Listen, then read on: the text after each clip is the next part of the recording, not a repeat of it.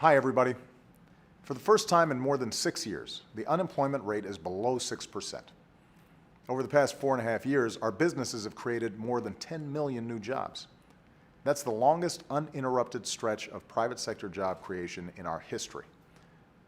But while our businesses are creating jobs at the fastest pace since the 90s, the typical family hasn't seen a raise since the 90s also. Folks are feeling as squeezed as ever.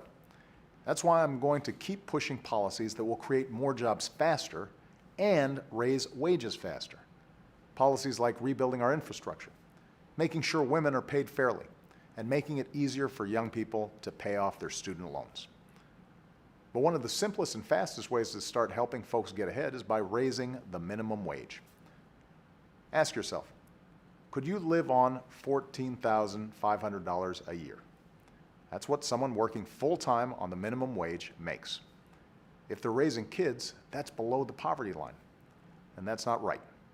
A hard day's work deserves a fair day's pay. Right now, a worker on the federal minimum wage earns $7.25 an hour. It's time to raise that to $10.10 an hour.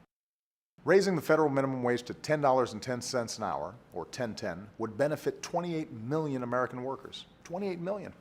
And these aren't just high schoolers on their first job. The average worker who would benefit is 35 years old. Most low-wage workers are women, and that extra money would help them pay the bills and provide for their families. It also means they'll have more money to spend at local businesses, which grows the economy for everyone. But Congress hasn't voted to raise the minimum wage in 7 years.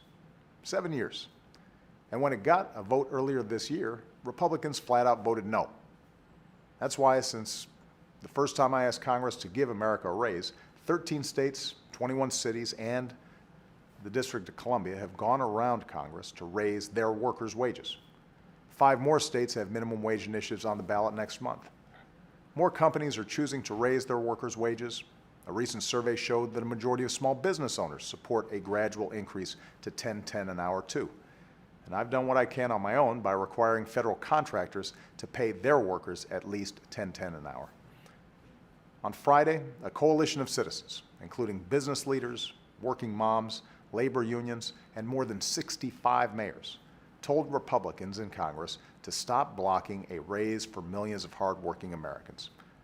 Because we believe that in America, nobody who works full-time should ever have to raise a family in poverty.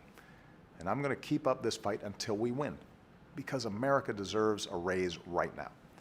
And America should forever be a place where your hard work is rewarded. Thanks, and have a great weekend.